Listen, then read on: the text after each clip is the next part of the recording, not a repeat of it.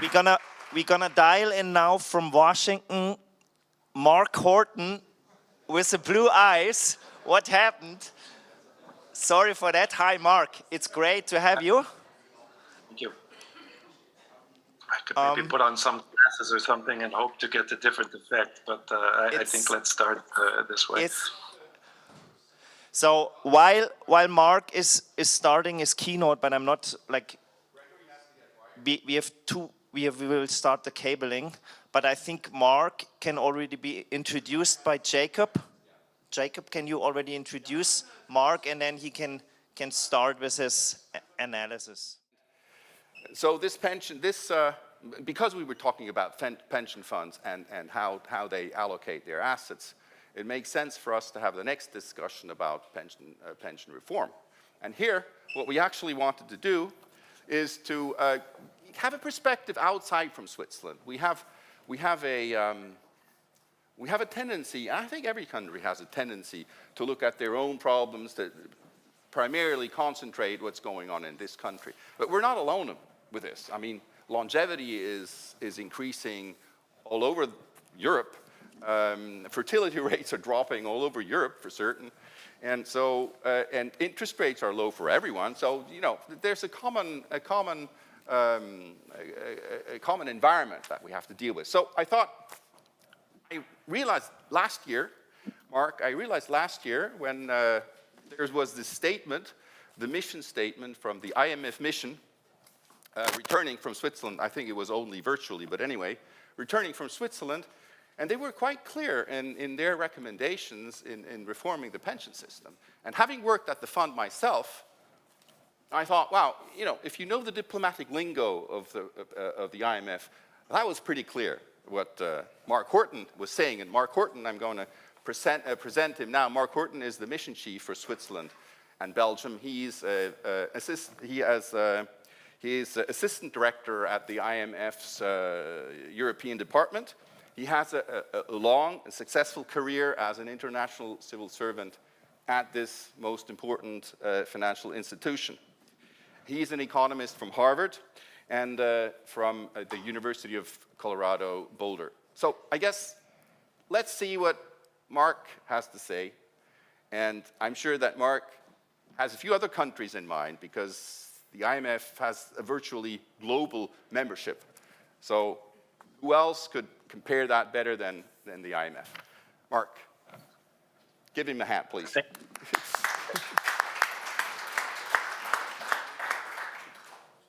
Thank you, Jakob. It's a great pleasure to be with you. Greetings from Washington. It's a big regret that I could not be with you in Zurich.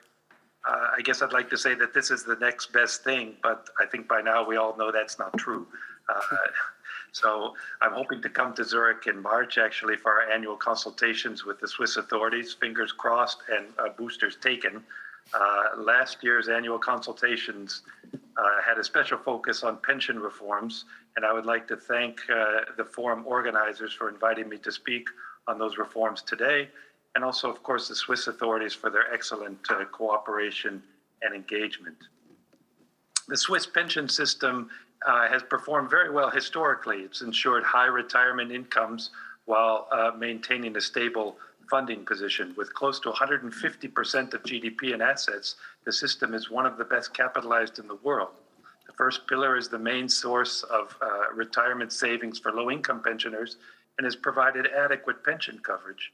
High levels of wealth, income, and voluntary savings also support retirees. The Swiss system also compares well on governance and sustainability indicators. However, demographic trends are posing important and increasing challenges, and the Swiss system is declining in terms of adequacy. The replacement rate for an average salaried retiree has fallen over the past decade to around 60%. Moreover, Swiss society is aging relatively quickly, and the old age dependency ratio is expected to more than double in the next few decades. The length of time in retirement is one of the longest worldwide, and the retirement age for men and women has not been adjusted for increasing life expectancy. The OECD estimates that the replacement rate for workers starting their careers now may fall to 40%. That's the minimum recommended by the ILO. Declining replacement rates risk greater inequality as lower income earners are less able to build savings. This could add to fiscal pressures through the need to provide other forms of social assistance. Demographic and other developments are also placing pressures on the second pillar. The low interest rate environment in Switzerland and the system's pension parameters are also having implications for pension system finances. Low interest rates have affected yields and the risk-return trade-off. Switzerland's pension fund framework aims to achieve a joint first and second pillar replacement rate of at least 60%. This involves setting key parameters, for example, on the minimum return on assets, currently 1%, and on the conversion of assets to annual pensions, currently set at 6.8%. Both these factors imply returns well above market levels. For example, the 6.8% conversion rate implies a return on assets of around 4.8%. The divergence of these parameters from market developments lead to operational challenges. Although system-wide coverage ratios have remained stable, the ratio for funds with government guarantees has remained below 100% for several years, implying underfunding of around 4% of GDP. Notably, while low interest rates have affected pension fund performance globally, the performance of Swiss funds has lagged the leading comparators. In response to low interest rates, funds worldwide have changed their asset allocation away from fixed income investments in search of higher yields, especially stocks, real estate, and some of the investments you've been discussing today. Diversification has been somewhat more challenging for Swiss funds, partly reflecting fewer high return domestic investment opportunities, as well as relatively lower foreign exchange diversification provisions, currently set at 40% of investment portfolios. The impact of COVID on the system appears likely to be relatively limited, although the pandemic is still going on, of course. During COVID, the authorities allowed pension contributions to be deferred without penalty, but they did not reduce or subsidize contributions. While COVID impacts so far appear to be small, it would be important to follow up closely with companies and the self-employed, especially in hard-hit sectors, and as deferrals come to an end. The most recent pension reforms in Switzerland became effective in 2020 and helped reduce funding gaps. The reforms increased first pillar resources through an increase in contribution rates and VAT revenues. This reduced the expected financing gap by half and postponed the time when the first pillar moves into negative equity. However, the 2020 reforms were not sufficient to bring about sustained long-term financial stability. In late 2021, just last year, the Swiss Parliament considered further reforms to bridge the first pillar funding gap, which has been around 1.5% of GDP, and address second pillar misalignments. Second pillar reforms also aim to improve benefits for low-income pensioners, for part-time workers, and for those with more than one job. More specifically, to address the first pillar funding gap, a gradual harmonization of male and female retirement ages and an additional increase in VAT financing were approved. This will close the gap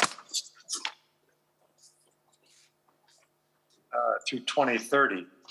A proposal to use profits of the Swiss National Bank to provide financial support was not supported appropriately so, in our view. Second pillar pension reforms have aimed at reducing financing pressures on funds through a cut in the conversion rate from 6.8 to 6%, although this still remains quite high. Incentives to remain in the labor force past the statutory retirement age have also been considered, along with a lower entry age and wage thresholds and a reduction of the size of the insured salary. Compensatory measures are envisaged to mitigate negative effects of the reforms, including a 9-year transition period to compensate for the increase in the retirement age for women and a supplementary payment for the lower second pillar conversion rate. We do hope that this package will be approved, as similar proposals have not been supported through public referenda in the past. The new reforms are a positive step, but once again, they will not assure long-term sustainability. From 2030, first pillar deficits will reemerge as expenses increase with the growth of the elderly population. Further VAT rate increases are theoretically possible given Switzerland's still relatively low VAT rate, but those require approval by popular vote, making the process uncertain and potentially difficult. Harmonization of the retirement age for men and women is an important driver in closing the financing gap, but the reforms provide for just a 1-year increase of the retirement age for women thus far. A recent report on the long-term sustainability of public finances by the Federal Department of Finance underscores why it is important to implement reforms that fix the system more durably over the long term. The Federal Department of Finance estimates that aging-related spending pressures will lead to an increase in government spending by 3 percentage points of GDP through 2050 and a rise of public debt by more than 20 percentage points of GDP. This is significant. By comparison, in 2019, federal, cantonal, and municipal spending on health and defense amounted to 3% of GDP. So unless further policy actions are taken, aging-related spending pressures mean that other outlays will need to be cut on education, on R&D, on capital investment, or on climate mitigation. These are areas that we consider additional spending could be useful. On the contrary, taxes may need to be raised. Some have estimated that VAT rates would need to increase by 4 percentage points. A consequence of all of this would be likely lower growth and lower living standards. Switzerland's circumstances are similar to other countries in Europe. Most faced high deficits and spending pressures from aging populations. Pension reforms in Europe were undertaken at the time of the global financial crisis, and these tightened early retirement options, increased retirement ages, changed indexation rules, and cut benefits or changed benefit formulas. Some countries increased ceilings on the earnings subject to contributions or reduced exemption thresholds. Some introduced or increased basic or minimum pensions to expand safety nets outside of the pension system.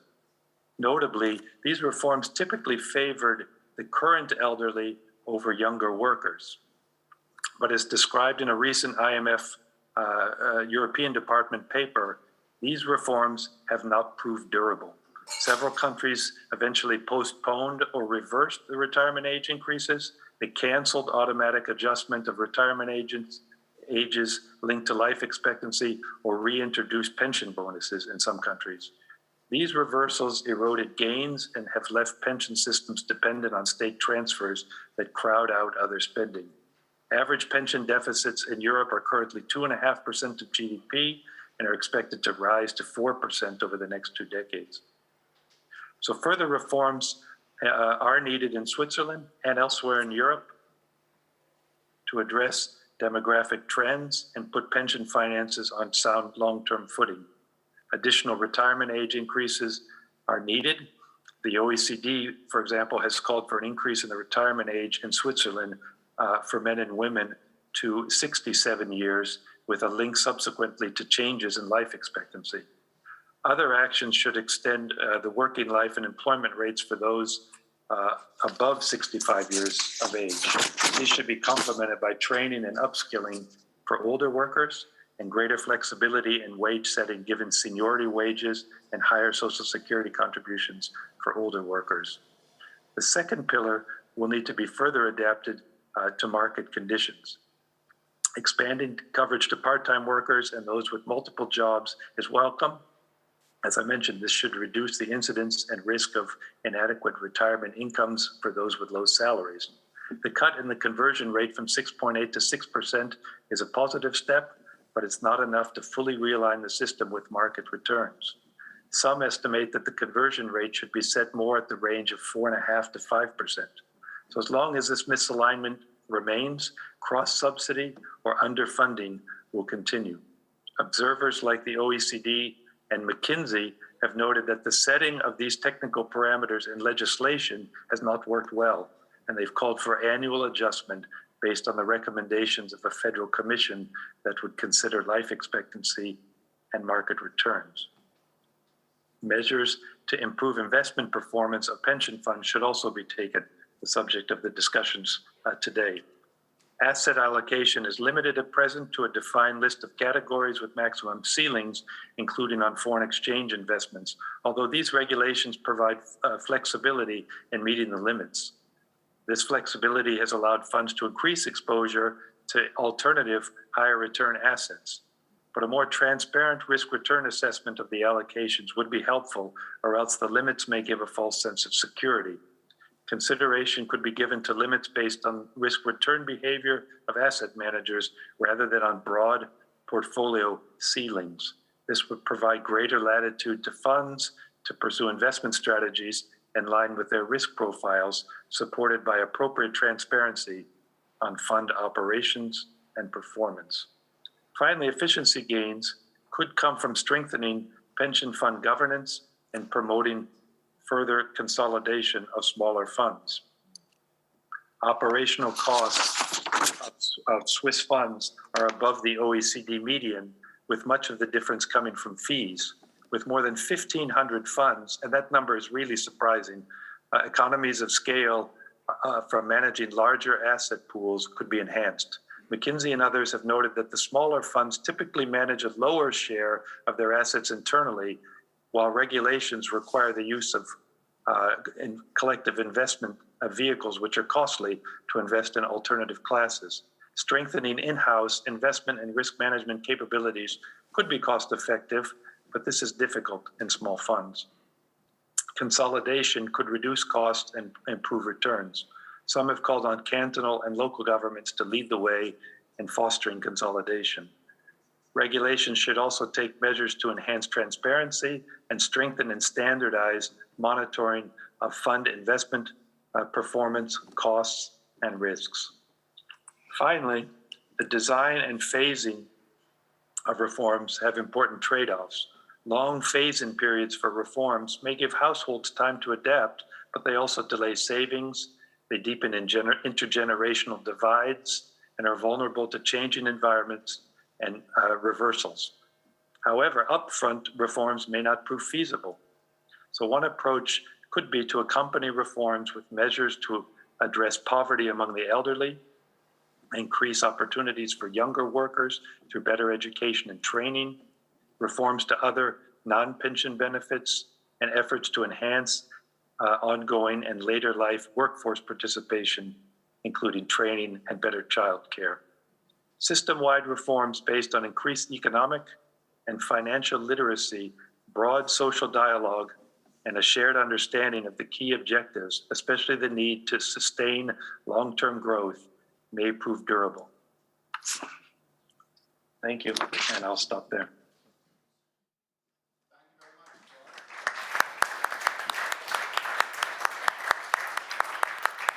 I guess now is the time for our panel to come up here, and I'll briefly introduce you where this. Actually, I don't have many people to introduce anymore because we know Peter Meier. He has been introduced. I've introduced Beat Walti. And I would like to introduce Gregory Hung, who is the Chief Investment Officer of the Singularity Group. Gregory is a member of the Board of Trustees of VITA, Invest Joint Foundation, which is actually an innovative pension fund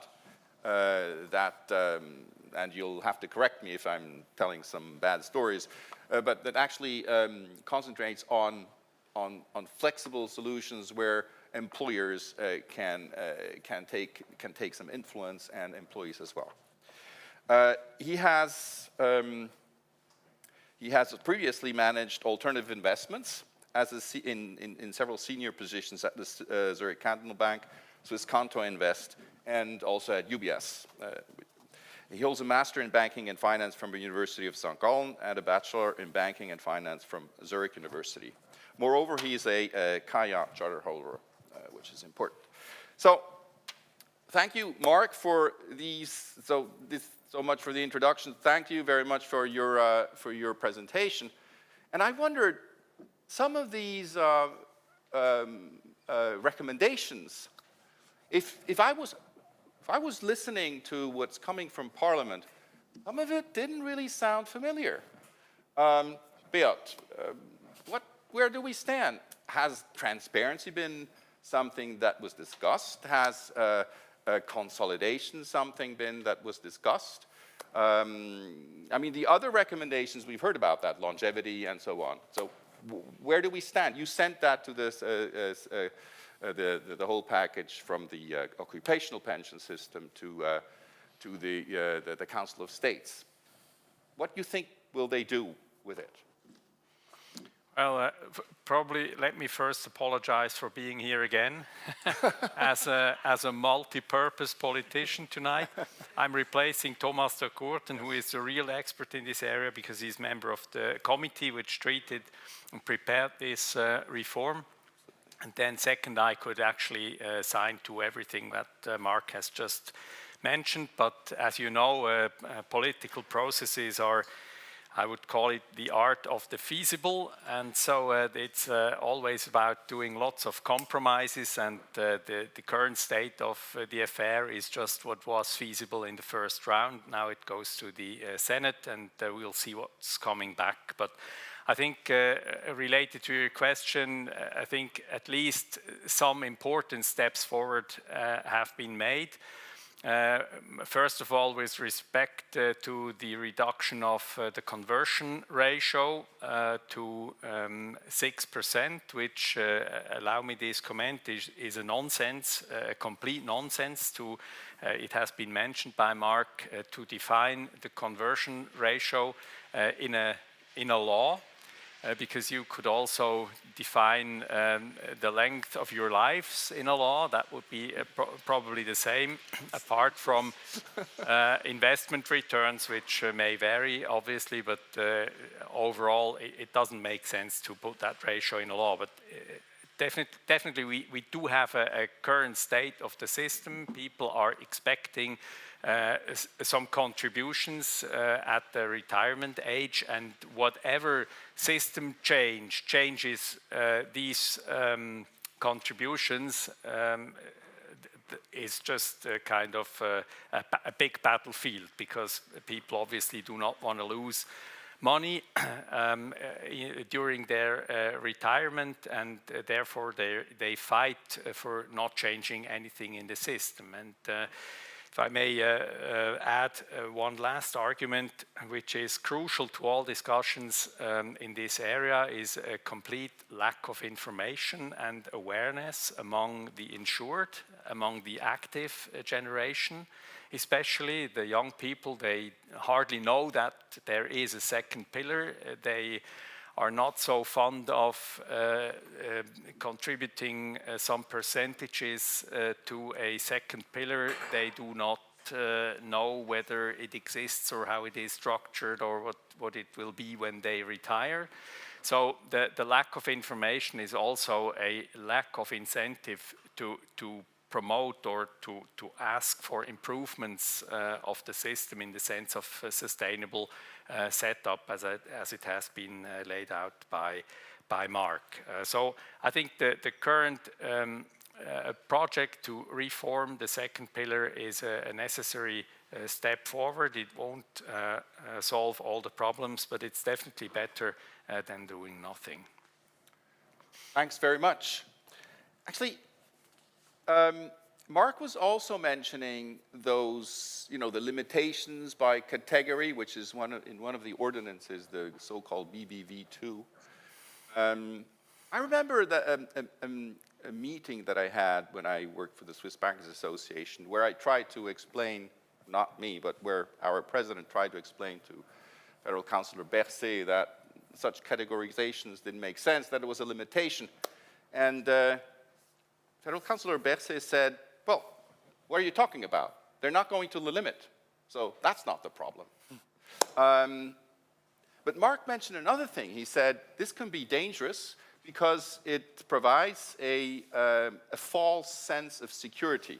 I only have this in shares, I only have this in alternatives, and so forth. What do you think about that as an asset manager, CIO, Greg, and maybe also Peter, what do you think about that?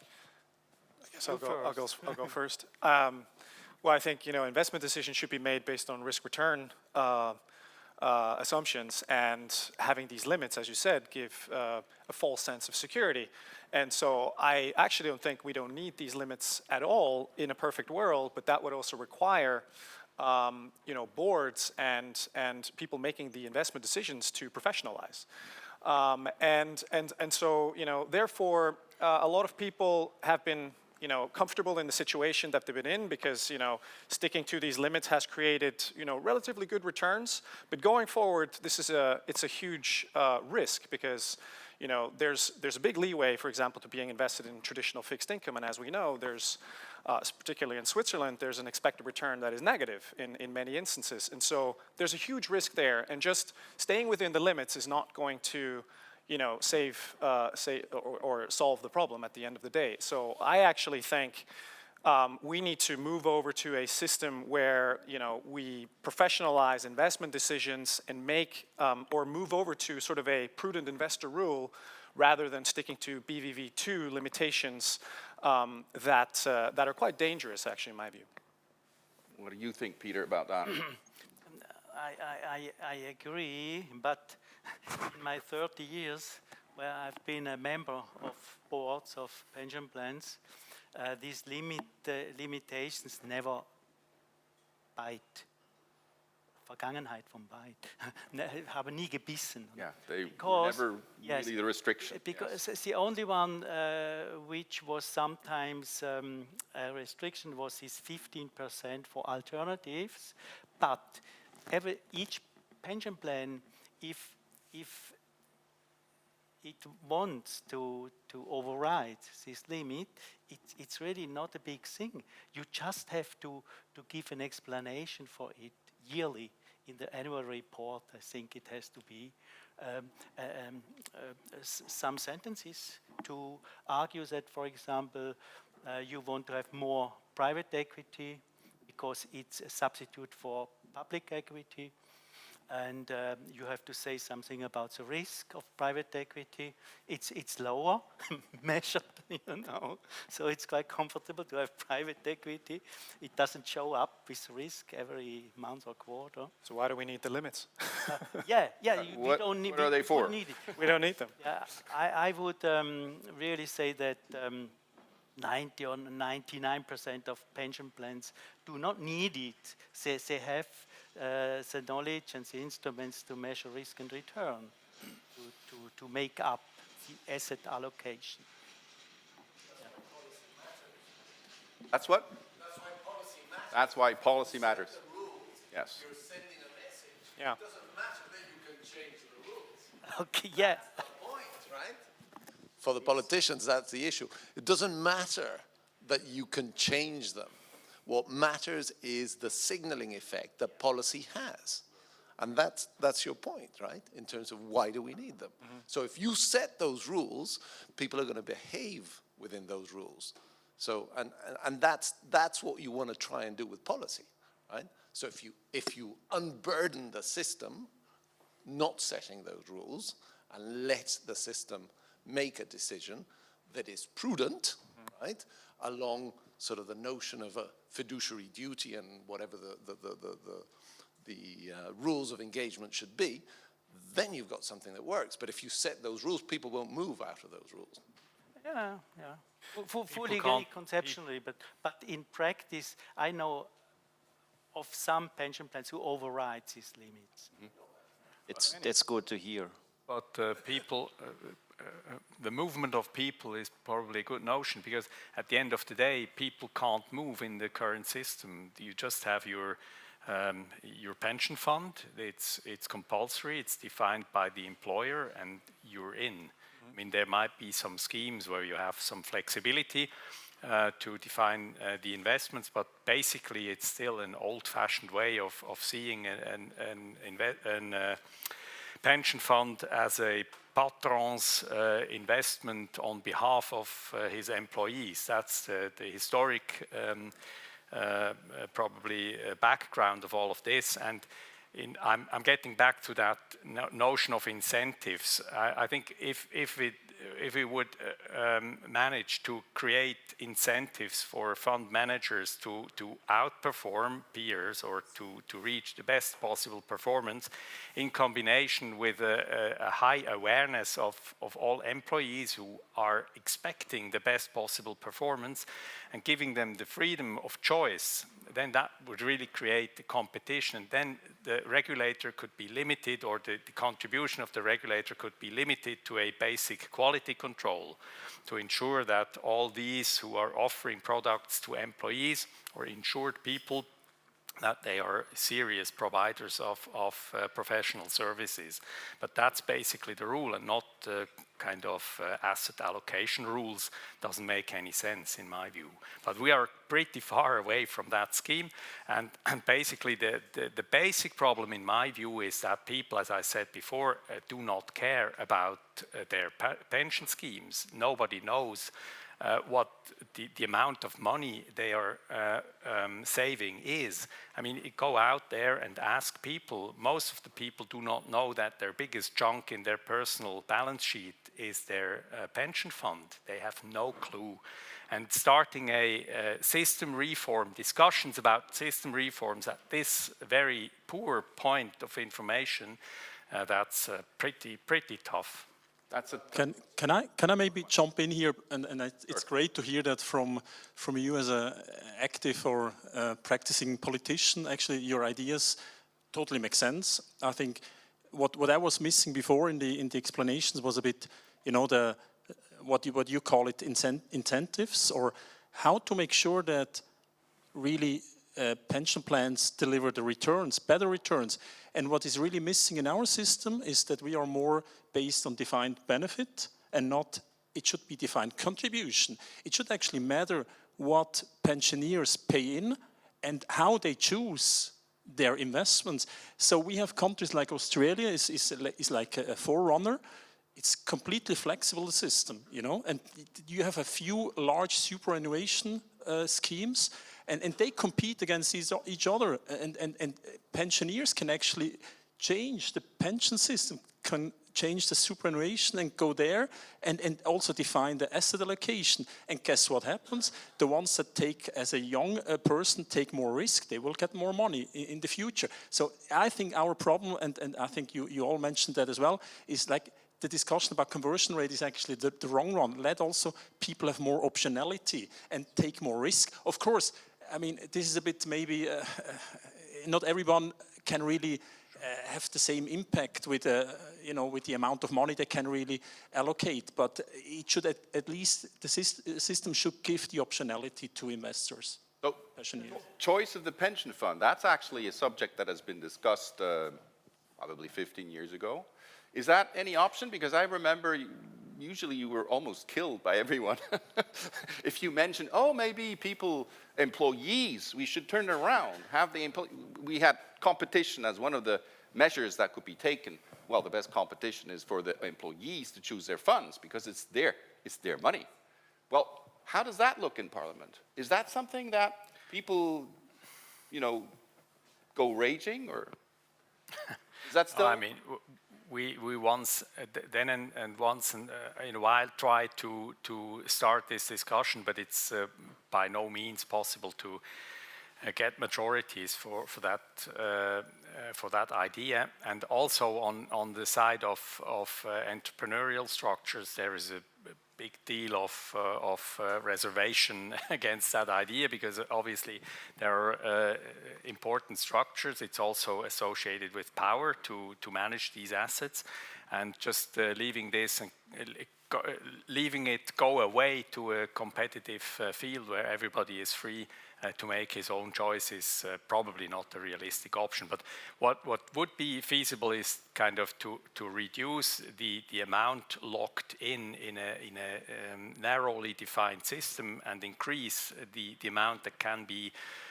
disposed or attributed more liberally or more innovatively, if I may say so, or also strengthen the third pillar vis-à-vis the second one. I mean, theoretically, I could just renounce to invest a lot of money in my second pillar if I could at the same time increase the amount in the third pillar. That would lead to the same result, but formally re-engineer the whole system towards free competition is, in my view, that's not what I will see during my active career, at That's least. probably too big a step. Absolutely. Actually, Mark mentioned McKinsey. I think I know this study. There's a study by McKinsey on Switzerland where they looked at the performance. And that's actually, when I look at it, in this whole pension reform, there are basically three things that are discussed. Working longer, paying in more, getting smaller pensions. Well, that's not terribly interesting for those who are looking to their retirement. And in fact, if you look at the median age of the voter in Switzerland, and the median voter gets his way or her way, because that's where the distribution of voters is divided in two. This person is 56. What's his incentive to say, oh, you have to work longer, oh, and your pension's going to be smaller, and you also have to pay in more? Well, hello. What's going on here? That's not interesting. So actually what McKinsey looked at, return, we mentioned return. How do we increase return? We were already there. That means actually that you presuppose that return can be increased. Well, I spoke to a few pension managers that actually thought that wasn't really possible, so you're probably an exception. And what McKinsey did, they looked at the strategic allocation of the pension funds, so basically how they allocated their risk. And they said, okay, we look at the strategic allocation. If we assume that they were just passively following indices that reflected that strategic allocation, what is the difference with the real return they really did? So that's actually the stock picking ability. And the result wasn't terribly good. The result was actually bad. So the pension funds are bad in stock picking. So would it be a solution to, and this goes totally against what we've discussed up to now, to say, oh, look guys, you don't know how to do that. You'll have to do it passively. You have to follow some index, some funds, and that's it. You determine your strategic allocation, and that depends on your assets and the liability management in your pension fund. It was a very big trend during the last 20 years. I have not the exact figures, but I would guess that more than 90% of pension fund money in Switzerland is indexed. It's not, but it's indexed, passive, Anyway, I want to come back to some. The Swiss pension system is really a very complex one. And it's a reflection of a lot of political structures in Switzerland. I'm not a politician, but I have some... Lucky you. I have some sympathy to what has grown up. For example,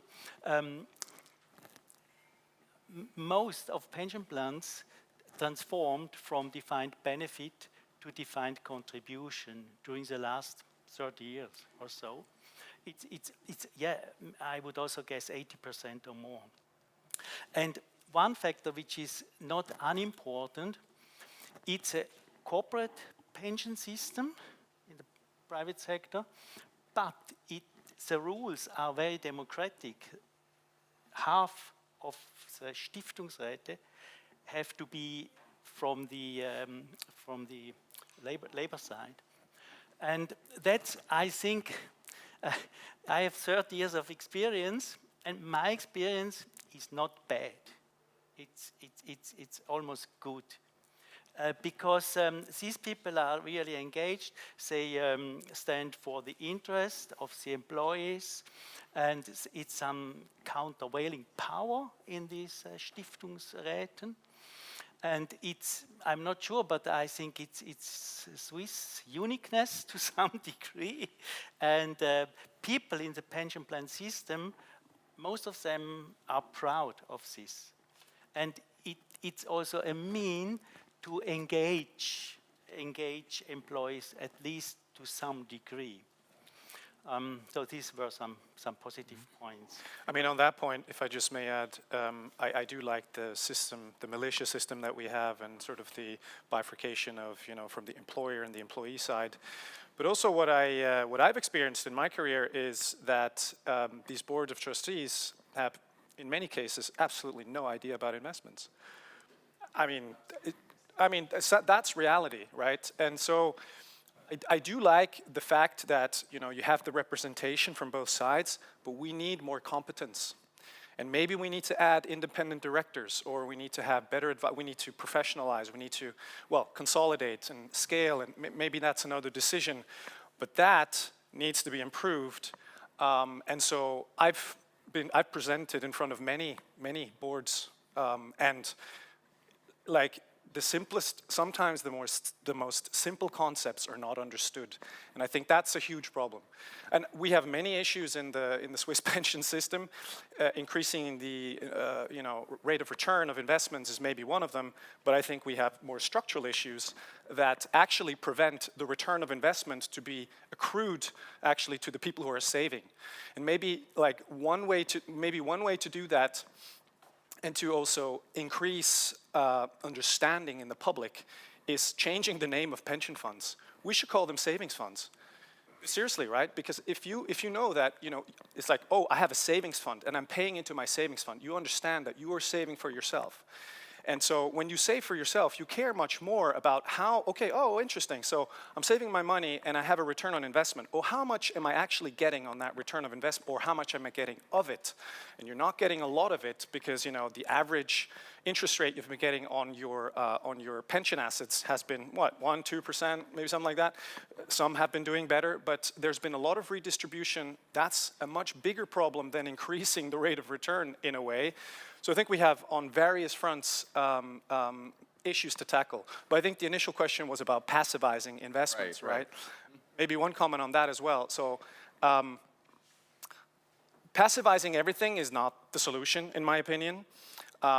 Going passive is probably a good starting point if you don't know what to do, right? So like then at least you're like performing like the market. But the problem already starts where you cannot passivize everything. I mean, try to passivize infrastructure. Trillion passivize? Yeah, no, but like try to passivize infrastructure. Try to passivize private equity, hedge funds, loans, real estate. I mean, that's a really bad idea, in my opinion. You can passivize very standardized assets. Like if you want to replicate the exposure to an S&P 500, and that's your benchmark, or then by all means you can passivize that. But if you want to introduce other concepts, that's much more difficult to passivize. And so therefore, I think passive investments definitely have their spot in the Swiss pension system, and they should play a role. But I do think that active management still can play a big role.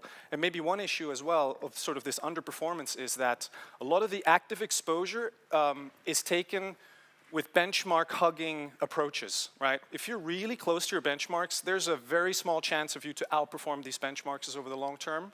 And so by giving yourself more leeway, having a more long-term approach, which is what we should be doing in the pension system, you would have a much better chance of actually beating these benchmarks. And the last thing is implementation could use a lot of improvements, right? But that requires scale. I mean, if we look to the superannuation funds in Australia, or if we look to the Netherlands, they have huge pension funds. And as we've seen in previous presentations, they have teams of like 10 people who are just responsible for making infrastructure investments.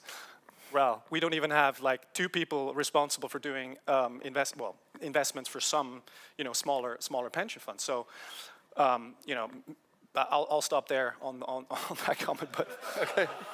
Yeah, I think you wanted to say something about. Yeah, first of all, I would like to make sure that nobody thought that I was kind of destructively criticizing pension fund managers. I mean, they are living in a system. Everybody is acting in a defined structure and system, and I'm sure they also this participation of employees, etc. I think this is an okay system in itself, but it doesn't favor a positive development. That's actually my point, and I think we are talking about structural developments, and there I see a lot of room for improvement. Second remark with passivized investments, that's not my turf, but I nevertheless have an opinion on it. That happens from time to time, even with politicians. I mean, passive investments, that works well as long as there is a big chunk of investors that try to outperform the benchmarks or indices. I mean, as soon as everybody is doing it, apart from the categories you mentioned, it won't work anymore, and it would certainly not solve the structural problems our pension system has. I mean, it kind of reduces the risk or optimizes risk-return ratios, but it won't lead to outperformance we should create. Okay, thank you very much. I was just reminded that I was running out of time, but I have one more question to Mark, because we were talking about performance, and I think you mentioned the Netherlands. Mark, can you say anything about the Netherlands? What is the performance of a pension fund, of an average pension fund in the Netherlands? Where is that compared to Switzerland? I think it's hard to weigh in specifically on the Netherlands, but my understanding is they do have much bigger funds, and there is more flexibility in how the funds are managed. We've noticed in Switzerland also that funds that have been highly invested domestically at low interest rates, and it's been up to the Swiss National Bank to recycle funds abroad through its foreign exchange reserve holdings, and that's a bit unusual as well. So I wish I could say more specifically, Jakob, about the Netherlands, but I do have my understanding is that the funds are larger, they are more transparent. So it's consolidation and information and education is a bit further along, and I do believe that they're more diverse in terms of investments, both domestically and internationally. I would maybe just make one comment that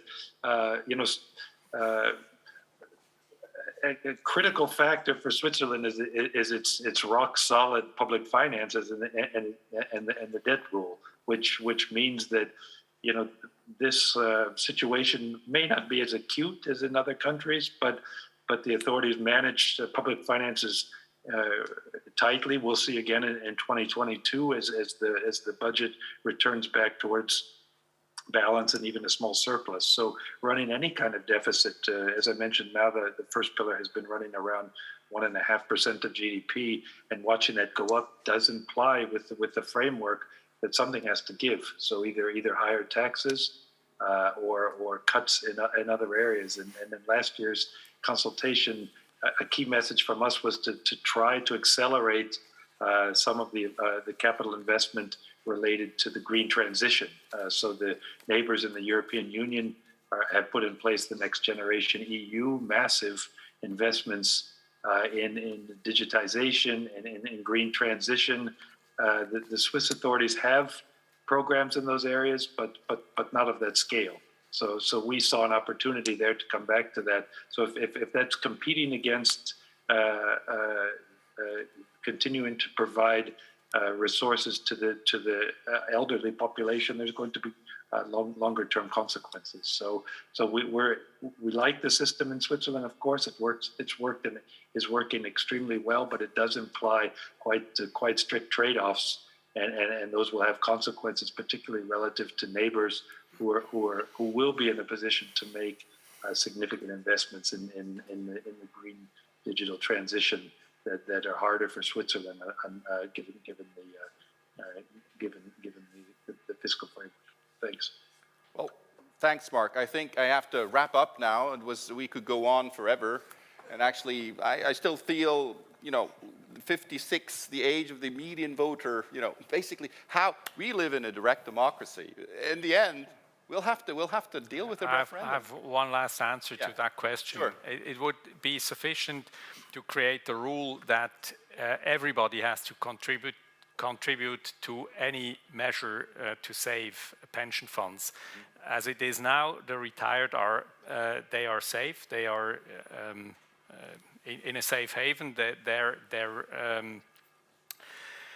Their rents are not kind of touched. It's just guaranteed forever. And the active, almost. Hopefully. you see, that's the problem. But there is an inflation risk. Yeah, an inflation risk. But apart from that, the elderly are safe, and the active people, they have to take the burden. And that's democratically a problem. That's not a good rule, just to take prudent decisions. I fully agree with that. And I think Everybody agrees. I think we can close on this unless you have something to jump in and say he's completely wrong. But, well, thank you very much for this wonderful panel. I think we can go on discussing afterwards. We're going to have drinks afterwards. That would be great. Thanks a ton. Thank you. Thank you.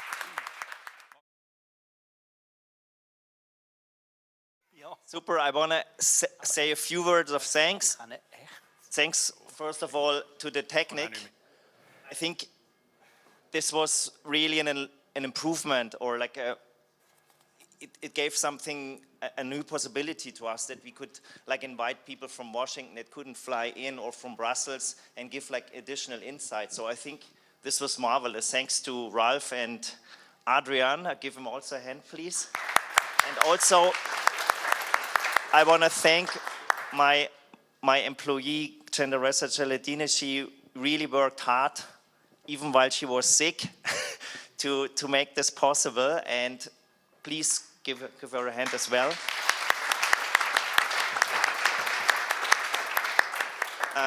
I think all the speakers have been the best ever. I mean, in the last 8 years we are doing this, I think this has been really the best expert speakers. Please give them a big hand. And I think also the audience has been the best since the last 8 years. So thanks a lot to you. You've been marvelous. You've been super interactive and super smart. Thanks a lot. And please don't run away now. We have, as always, the most important part is a networking and a little bit of a wine and beverages. So please, yeah, let's celebrate the little party a little bit. It's time for it. So thanks.